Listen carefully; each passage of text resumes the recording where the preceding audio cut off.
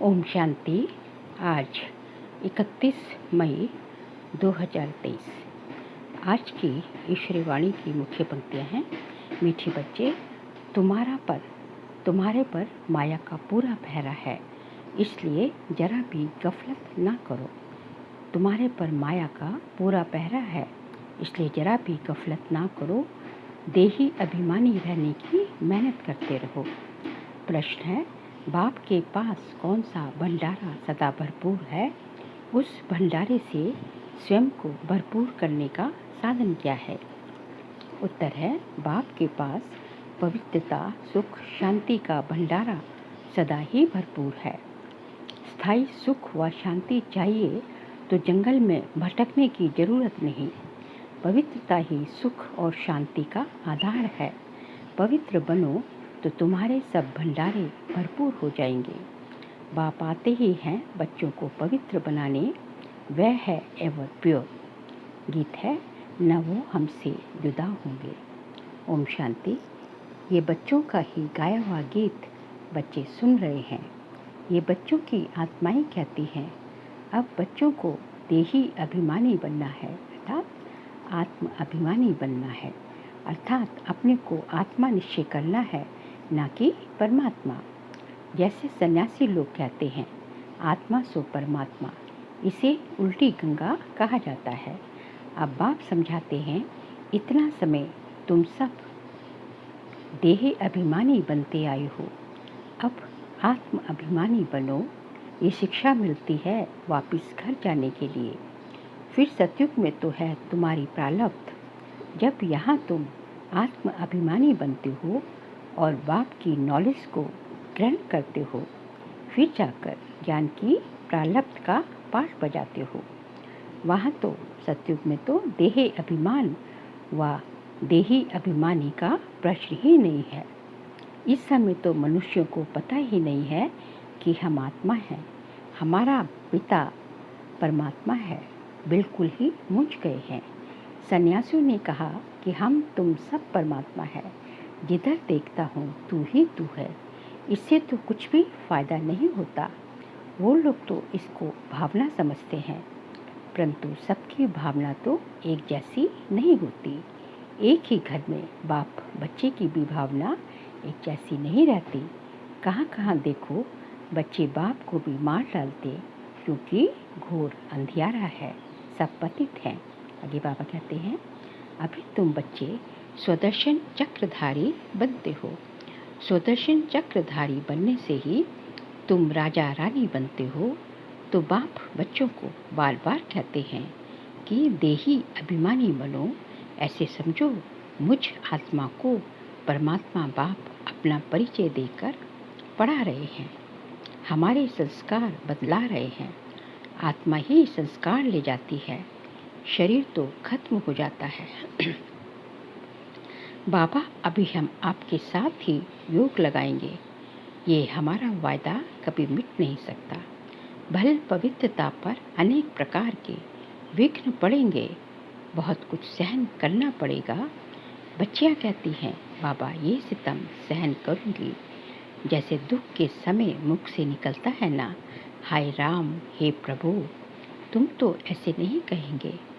तुम ब्राह्मण फिर बाबा को याद करते हो। बाबा, हम दुख से कब छूटेंगे, हमको बहुत मारते हैं। गीत में भी कहते हैं, कितनी भी मार पड़ेगी, बाबा आपकी याद कभी नहीं भूलेंगे। हमको तो बाबा का ही बनना है, बुद्धि का योग उनसे जोड़ना है। ये है सब समझ की बातें। एक दिन ये सितम भी मिट जाएंगे, कुछ तो जरूर सहन करना पड़ता है। ये सब ड्रामा में नूंद है। अबलाओं पर अत्याचार बहुत होते हैं। ये गीत भी देखो पहले से ही बना हुआ है, जिसका अर्थ कोई भी नहीं जानते। तुम्हारे शास्त्र जैसे कि ये रिकॉर्ड बन गए हैं। सब कहते हैं ऐसे तो कहाँ भी नहीं होता जो रिकॉर्ड पर अर्थ किया जाए। ये तो फिल्मी रिकॉर्ड्स हैं, परंतु ये बाबा ने बनवाए हैं। तुम बच्चों को इस पर समझाना चाहिए। हमको पावन तो जरूर बनना है, बाप के फरमान पर चलना है। मनुष्य तो जानते नहीं, वह तो शिव शंकर को भी मिलाकर एक कर देते हैं। श्री कृष्ण भी भगवान है, वह तो हाजरा हाजूर है, जिधर देखो कृष्ण ही कृष्ण है। राधे के पुजारी फिर कहेंगे, जिधर देखो राधे ही राधे है। साईं बाबा के भक्त होंगे तो कहेंगे, जिधर देखो साईं बाबा साईं साईं है। कितना अंधियारा है, ये फिर भी होना ही है, बना बनाया ड्रामा है। तुम कहते हो इस ज्ञान यज्ञ से विनाश ज्वाला प्रज्वलित हुई, तो कहते हैं तुम्हारे बाबा ने ऐसा यज्ञ रचा जो विनाश करा देते हैं। हम कहते हैं शांति हो जाए, तुम फिर विनाश कराते हो। रुद्र ज्ञान यज्ञ नाम तो है ना, यज्ञ रचा जाता है ब्राह्मणों से।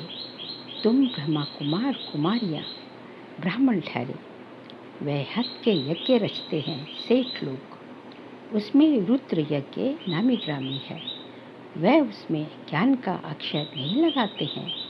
ये तो है रुद्र ज्ञान यज्ञ, उनको ज्ञान यज्ञ नहीं कहेंगे। बाबा ने समझाया है, ज्ञान से ही तुम्हारी सद्गति होती है। वहाँ सतयुग में इस ज्ञान की दरकार नहीं, वहाँ तो है ही सद्गति स्वर्ग। ये तो समझने की बात है ना। बाप बैठ ब्राह्मणों को ज्ञान देते हैं, दिखाते हैं रथ पर रथी बैठे हैं। ये शरीर रथ है ना, हम एक रथ में रथी आत्मा है, इसमें भी इनकी आत्मा है। परंतु बाबा कहते हैं मैं रथ का लोन लेता हूँ। शिव बाबा इस ब्रह्मा के रथ का लोन लेते हैं। जैसे मकान लेते हैं तो धनी भी रहता और लेने वाले भी रहते, यहाँ भी ये रथी बन शिव बाबा परमात्मा रथी बन ब्रह्मा बाबा के तन में आते हैं। कहते हैं मैं फिर से तुमको राजयोग सिखाता हूँ, ऐसे और कोई कह न सके। ये सब पॉइंट्स समझाई जाती है धारणा के लिए। हमारा बाबा हमको स्वर्ग का मालिक बनाते हैं। कल्प कल्प संगम युगे, एक अक्षर की भी भूल करने से कितने अवतार कितने नाम लिख देते हैं। अभी बरोबर कल्प वृक्ष के नीचे तुम बैठे हो, राजयोग सीख रहे हो भविष्य में राजा रानी पद पाने के लिए। यहाँ तो करोड़पति पदमपति है, इनका सब कुछ मिट्टी में मिल जाएगा। नेचुरल कैलेमिटीज आदि सब अचानक हो जाएंगी। पिछाड़ी में विनाश तो होना ही है। ढेर की ढेर बॉम्ब्स सबके पास हैं, वह ऐसे ही समुद्र में थोड़े ही फेंक देंगे। ये तो उन्हों की लाखों करोड़ों की मिल्कियत है, ये ना बने तो विनाश कैसे हो। एकदम जलकर जैसी खाक हो जाएंगे, ऐसे नहीं जख्मी होकर दुख भोगते रहेंगे। चीज ही ऐसी बनती है जो फट से खलास हो जाएंगे। तो एक धर्म की स्थापना और अनेक धर्मों का विनाश, ये तो क्लियर है। ब्रह्मा द्वारा स्वर्ग की स्थापना कर रहे हैं, स्वर्ग में रहने वालों को लायक बना रहे हैं। पवित्र बनने वालों के आगे सब नमन करते हैं। अब बाबा भी कहते हैं पवित्र बनो, अभी तुम्हारी आत्मा के पंख टूटे हुए हैं, तुम उड़ेंगे कैसे। जितना ज्ञान योग बल की धारणा करेंगे तो पंख आ जाएंगे। राजधानी लेना कोई मासी का घर तो नहीं है। आगे बाबा ने कहा, मुख्य बात है अहम आत्मा, ये है मेरा शरीर। अहम आत्मा है ही शांत स्वरूप, शांति के लिए धक्का खाने की दरकार नहीं। एक कहानी बताते हैं ना, रानी के गले में हार पड़ा था, लेकिन वे बाहर में ढूंढ रही थी। तुम रानियां हो शांति के लिए, जंगलों में जाने की दरकार नहीं। यहाँ तो है ही माया का राज्य, यहाँ शांति हो नहीं सकती। कोई कहते हैं हमको फलाने से शांति मिली, परंतु वह तो है अल्पकाल काग विष्टा समान सुख अथवा शांति। हमको तो अविनाशी चाहिए ना। तुम बच्चों को चाहिए स्थायी शांति, पवित्रता से शांति सुख जितना चाहिए उतना लो। शिव बाबा का भंडारा है ना, जो एवर प्योर है, वही आकर सबको पावन बनाते हैं।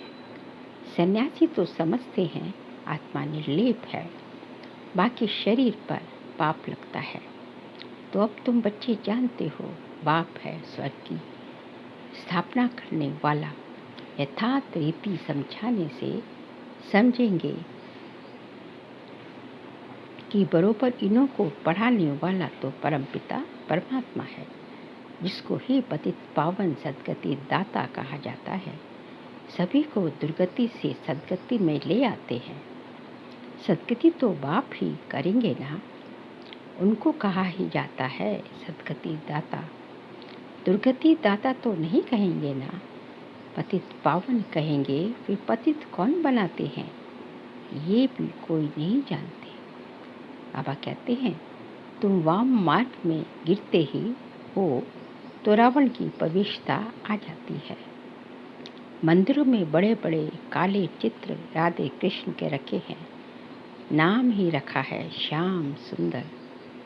सतयुग में सुंदर था, फिर कलयुग में माया सर्प ने डसकर काला कर दिया। अब कहाँ की बात कहाँ ले गए, मनुष्यों को कुछ भी पता नहीं है। बाप रचेता और रचना का किसको पता नहीं है। बाप बच्चों को समझाते हैं, बच्चे खबरदार रहना, माया बड़ी कड़ी है। इस समय तो तमो प्रधान है, किसको भी पछाड़ने में देरी नहीं लगाती, एकदम नाक से पकड़कर गिर पड़ते हैं। ये है युद्ध स्थल, इसलिए बाबा बार बार समझाते हैं, तुम अपना कल्याण चाहो तो आत्म अभिमानी बनो। अपने को आत्मा समझ बाप को याद करो तो अंतमति सुगति हो जाएगी। सब संस्कार सामने खड़े हो जाते हैं। अनेक जन्मों के पाप विनाश करने में टाइम लगता है। तुम्हारा अंत तक पुरुषार्थ चलेगा।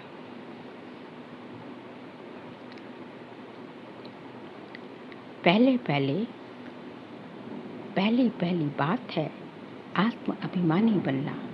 परमात्मा बाप हम आत्माओं को पढ़ाकर आप समान बना रहे हैं। बैरिस्टर जरूर आप समान बैरिस्टर बनाएगा। फिर है पुरुषार्थ पर मदार। कोई बैरिस्टर तो एक ही केस में लाखों रुपया भी कमाते हैं। अब तुम बच्चों को बाप कहते हैं कि पुरुषार्थ कर ऊंच पद पाओ। यहाँ के पदमपति तो सब खाक में मिल जाएंगे। मैं हूँ ही गरीब निवाज। अब देखो, जो लड़ाई करते हैं उनका काम ही बनना और मारना है, और संस्कार भी ले जाते हैं। वह संस्कार भी यही ले जाते हैं। जन्म भल गृहस्थी के घर में लेंगे, परंतु फिर लड़ाई में चले जाते हैं। बाबा तो बहुत सहज समझाते हैं। जन्म जन्म के पाप हैं, इसलिए योग बहुत अच्छा चाहिए, तभी विकर्म विनाश होंगे। सिर से बोझा उतरेगा, तभी विकर्म विनाश होंगे।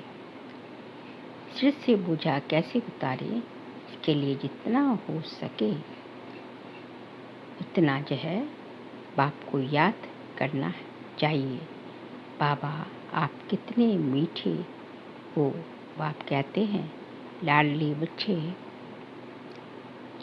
सफलता, लाडली बच्चे गफलत नहीं करना। माया पूरा पहरा दे रही है, इसलिए आत्म अभिमानी भव। ये है बुद्धि योग की रेस, इसमें ही सब कुछ है। बाबा बार बार कहते हैं, अपना कल्याण चाहते हो तो योग बहुत अच्छा चाहिए, फिर बहुत हर्षित रहेंगे। हम ईश्वर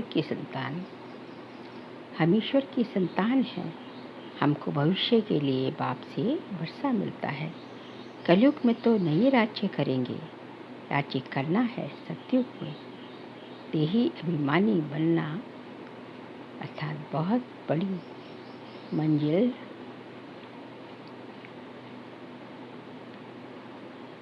सतयुग में देही अभिमानी बनना बहुत बड़ी मंजिल है। ऐसे थोड़े ही विश्व का मालिक बनेंगे। सितम भी बहुत सहन करने पड़ते हैं। कितनी बांधेलियाँ बच्चियाँ मार खाती हैं। आखिरी में विजय तुम बच्चों की है। तुम सिर्फ बाप की याद में रहो। वह है योग बल जो बाप तुम्हें एक ही बार संगम पर सिखलाते हैं, जिससे तुम सारे विश्व का मालिक बनते हो और तो कोई बन न सके। सारी ड्रामा में सर्वश्रेष्ठ पाठ लक्ष्मी नारायण का ही है। एक कहानी है ना, दो बिल्ली आपस में लड़े, मक्खन बीच में बंद रखा गया। श्री कृष्ण के मुख में माखन दिखाते हैं हम, माखन की तो कोई बात ही नहीं। ये है स्वर्ग, इसमें सारी सृष्टि का माखन तो जरूर आ ही जाता है। बाप स्वर्ग का मालिक बनाते हैं। ऐसे बाप से तो कहाँ से भी भागकर मिलना चाहिए। अच्छा मीठे मीठे सिखलते बच्चों प्रति माता पिता बाप दादा का याद प्यार। गुड मॉर्निंग रूहानी बाप की रूहानी बच्चों को नमस्ते। हम रूहानी बच्चों की रूहानी बाप दादा को नमस्ते नमस्ते नमस्ते। सार के लिए पॉइंट्स हैं। मैं इस रथ पर विराजमान रथी आत्मा हूँ। यह अभ्यास करते पूरा पूरा आत्माभिमानी बनना है। बुद्धि योग की रेस करनी है। पूरा नष्टो मोहा बनना है। इस अंतिम जन्म में सितम सहन करते भी पावन जरूर बनना है। आज का बाबा का वरदान है, नथिंग न्यू की स्मृति से सब प्रश्नों को समाप्त कर बिंदी लगाने वाले अचल अलोल भव। नथिंग न्यू की स्मृति से सब पीड़ितों को समाप्त कर, सब प्रश्नों को समाप्त कर बिंदी लगाने वाले अचल अडोल भाव। कोई भी बात होती है तो आप बच्चों को ये ज्ञान है कि नथिंग न्यू हर सीन अनेक बार रिपीट की है। नथिंग न्यू की स्मृति से कभी भी हलचल में नहीं आ सकते, सदा ही अचल अडोल रहेंगे। कोई नई बात होती तो आश्चर्य से निकलता है, ये क्या है, ये ऐसे होता है, क्यों होता है। लेकिन नथिंग न्यू तो क्या क्यों का क्वेश्चन नहीं, फुल स्टॉप आ जाता है। ऐसे हर दृश्य को देखते हुए बिंदी लगाते चलो तो हाय हाय में भी वाह वाह के गीत गाते रहेंगे। स्लोगन है, सुखदाता बाप के सुख स्वरूप बच्चे बनकर रहो तो दुख की लहर आ नहीं सकती। सुखदाता बाप के बच्चे, सुखदाता बाप के बच्चे, सुख स्वरूप बच्चे बनकर रहो तो दुख की लहर आ नहीं सकती। बाबा कहते हैं कि हम सुखदाता, हमारा बाप सुखदाता, सुख देने वाला है, तो हम उसके बच्चे हैं, तो हम भी तो सुख देने वाले हुए ना, सुख स्वरूप है ना। तो सुख स्वरूप, सुख का एम्बॉडीमेंट बन के रहो। उसका हमारा जो स्व का रूप है उसमें सुखी हो, वो सुखी स्वरूप हो। जब ऐसे बन के रहेंगे तो दुख की लहर हमको टच ही नहीं कर सकती, क्योंकि हम उसका सुख का स्वरूप बने हुए हैं। तो सुख का स्वरूप बनना है, क्योंकि सुखदाता बाप के बच्चे हैं, तो दुख हमें हमारे पास बिल्कुल ही आ ही नहीं सकता। अच्छा, ओम शांति।